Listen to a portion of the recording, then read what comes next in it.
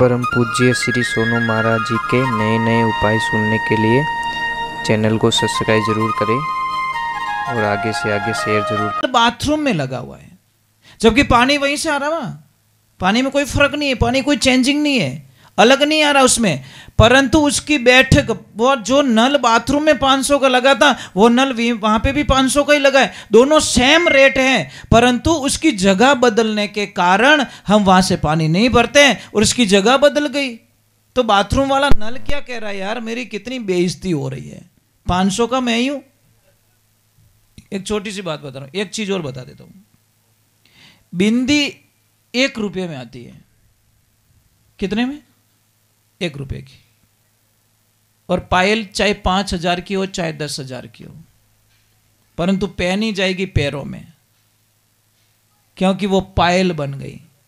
अगर उसी ने हार का रूप ढाल दिया होता, उसी चांदी से हार का रूप धारण लिया तो गले में आ जाती, उसको चैन का बाजूबंद का ये बंगड़ी का रूप धारण कर लिया तो हाथ में आ जाती। समझ में आ रहा है? चांदी वो ही है, पर उसको बनाने वाले ने पायल बना दी और चली गई पैरों में, और बिंदी बना दी, किसने बिंदी बना दी, आ गई यहां पे। चांदी वो ही है, सब कुछ वो ही है, परंतु महाराज एक बात कहते हैं, हम बैठे किसके साथ में? आजकल तो एक बीमारी लग गई, प्लीज पता नहीं, एक ऐसी भयंकर बीमारी लग गई है। सब कृपा हुई है मोबाइल देवता की। इस मोबाइल देवता की इतनी कृपा हुई है, न तो ये सच बोलने देता है, न जीने देता है, न मरने देता है, और न पढ़ने देता है, न सोने देता है, न टाइम पे खाने देता है। इस मोबाइल की इतनी भयंकर बीमारी हो गई महाराज, कैंसर से तो आदमी जल्दी जल्दी 2-3 महीने में मर जाता है, पर ये तो मरने भी नहीं देता, जीने भी नहीं देता। इसलिए अगर जीना है, लाइफ में जीना है, तो मोबाइल का कम से कम उपयोग कीजिए, आपकी जिंदगी में बड़ी खुशियां आएगी। मोबाइल ने पति और पत्नी के बीच के रिश्ते खत्म कर दिए, मोबाइल ने अपने दोस्तों के बीच में बहुत बड़ी दरार खड़ी कर दी, मोबाइल ने पढ़ाई के बीच में बच्चों की लाइफ को खराब कर दी। बच्चे मोबाइल बिना रह नहीं सकते, बोलो, खाना बिना रह जाएंगे। और अगर आप बेटा नाराज मत हो, आप मोबाइल देख रहे हो, कोई अच्छा जो आपका फेवरेट गेम हो आप देख रहे हो और आपकी मम्मी आवाज लगा दे तो कि तुम मत चढ़े, please mom not disturb me. मजाक नहीं कर रहा हूं, मम्मी को डायरेक्ट बोलते प्लीज, अने नहीं रही तो झूठ बोल जाई कि मैं तो ऑनलाइन पढ़ाई कर रही हूं, 8 आंखों नहीं फ्री फायर खेल रही है। मतलब कितना झूठ बोलवा देता मोबाइल। इसीलिए दयाल प्लीज मोबाइल से इतनी दोस्ती मत रखिए, आपको लाइफ होना नहीं आपका। हम बच्चों को ये कि please not accept your friend, accept your subject, your life your subject. आपकी लाइफ कौन बनाएगा? आपका सब्जेक्ट।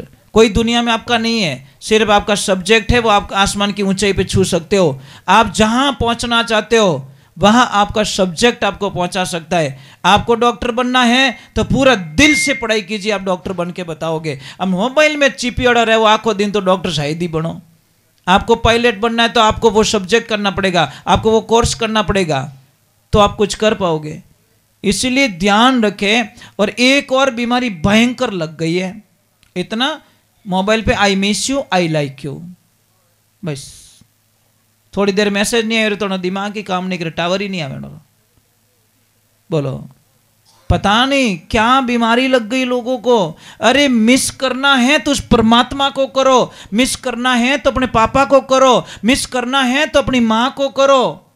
एक बच्ची को नौकरी लग जाती कंपनी में, कंपनी वाले का कॉल आता है कि आपकी नौकरी पक्की हो गई है। वो नाचने लगी, वो बोला रुक जा, सगाई हुई नहीं, एडवांस में फेरा मत का, अभी तो खाली नौकरी आपकी ओके हुई है, नौकरी करनी कैसे वो पहले सर तो सुन लो। तो लड़की ने बोला बताइए सर, मैं जो होगा मैं करने के लिए तैयार हूं, पर मेरी नौकरी नहीं जानी चाहिए, मेरा जॉब नहीं जाना चाहिए। तो कंपनी वाले ने बोला कि नौकरी आपको लग गई है, पक्की बात है, पर इसके जो शर्त है, नियम है, वो आपको फॉलो करने पड़ेंगे। क्या बोलिए क्या करना पड़ेगा? कि सबसे पहले इस नौकरी में खड़े खड़े काम करना पड़ता है, इस जॉब में खड़े खड़े काम। लड़की ने बोला ओके मैं कर लूंगी। कंपनी में किसी को नाराज नहीं करोगी, ओके, मैं किसी का दिल नहीं दुखाऊंगे। तीसरे नंबर, आपको 365 दिन में एक भी छुट्टी नहीं मिलेगी। वो बोली कोई बात नहीं, 365 दिन में छुट्टी नहीं मिलेगी तो एडजस्ट करूंगी।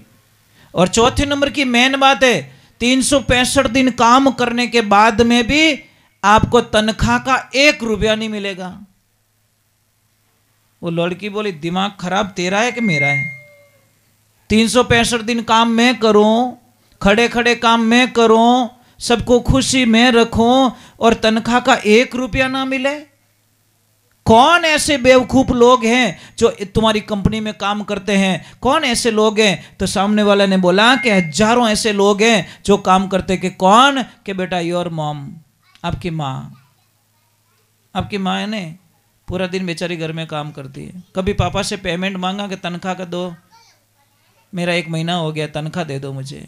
अगर ये तनख्वाह मांगी रहे तो अपने कनाडा में पिपाड़िया बाज जावे, बोल दे मेरे 20 साल की तनख्वाह दे दो, मुझे कुछ नहीं चाहिए, मैंने जो काम किया पगार दे दो, मैंने तुझे की नहीं चीजें दे सकते हो। हिम्मत है कितनी? कितनी ईमानदार, कितनी ईमानदार। सुबह जल्दी उठती है आपकी मम्मी, बिना कहे आपका टिफिन तैयार करती है, बिना कहे आपके कपड़े धो के रेडी करती है, बिना कहे आपके जूतों को सही जगह रखती है, बिना कहे आपकी सारी सुविधाएं करके रखती है, बिना कहे, कहने की जरूरत नहीं है। फिर भी उस माँ का कोई दिल दुखा दे तो महाराज क्या वो उस माँ को कभी खुशी मिल सकती है? बच्चों का फर्ज बनता है कि उस माँ को कभी तकलीफ ना दे। बेटा जिंदगी में एक ध्यान रखना, मैंने पिता को बड़ा मजबूती में देखा है। आदमी बड़ा मजबूत होता है साहब, कितना भी कर्जा आपके ऊपर चढ़ जाए आप घबराओगे नहीं, कोई न कोई धंधा करके भी उसको वसूल करने की ताकत रखोगे। कोई बीमारी होगी तो लड़ लोगे आप, कोई समाज में मान अपमान होगा तो सहन कर लोगे। परंतु एक लाइफ में ध्यान रखना, एक दिन पिता बहुत रोता है। किस दिन? जिस दिन उसकी लाडली ससुराल जाती है। महाराज मैंने बहुत सारे पिताओं को रोते हुए देखा है, वो सबके सामने तो रोने की हिम्मत नहीं रखता, पर एक तरफ जाके एक तरफ मुंह करके वो बाहर रो भी नहीं सकता संसार के सामने, क्योंकि उसको पता है आज मारे कालजरो टुकड़ो मारे घरों विदा हो गयो। पता नहीं वो रोके भी मेरे से कुछ भी करवा देती थी, मजबूर कर देती थी, परंतु मेरी बच्ची आज मेरी नजरों के सामने से चली गई। माँ कसम बेटियों जिंदगी में ध्यान रखना, आप ससुराल जाओ तो फॉर्चूनर देख के पापा को मत भूल जाना। एक बार गाड़ी में देखकर अपने पिता का चेहरा देख लेना, आपको पता चल जाएगा कि आज मेरे पापा की सारी दुनिया लूट गई, बस कुछ नहीं बचा पापा के पास में। ये गाड़ी, ये बंगला, ये सारी प्रॉपर्टी, दुकानें, फैक्ट्रियां, पापा के पास कुछ नहीं बचा है, क्योंकि आज उसके कलेजे का टुकड़ा इस घर से हमेशा विदा हो गया है। पिता सब सहन कर सकता है, हमारा ध्यान रखना। बहुत सारे कमजोर लोग बैठे यहाँ पे रो रहे हैं, अभी रो रहे हैं। रोइए मत आप, रोइए मत, हिम्मत रखिए आप। बहुत सारे लोग कभी क्या होता है कि पापा सब कुछ सहन कर सकते, बेटी को रोते हुए ससुराल भेजना नहीं चाहता। बेटी अगर रो ले ना, आके रो लेती है ना, तो पिता के तो धरती आसमान एक हो जाता, क्योंकि पिता कभी नहीं चाहता कि मेरी लाडली को कोई तकलीफ होवे। पिता के लिए हर बेटी राजकुमारी होती है।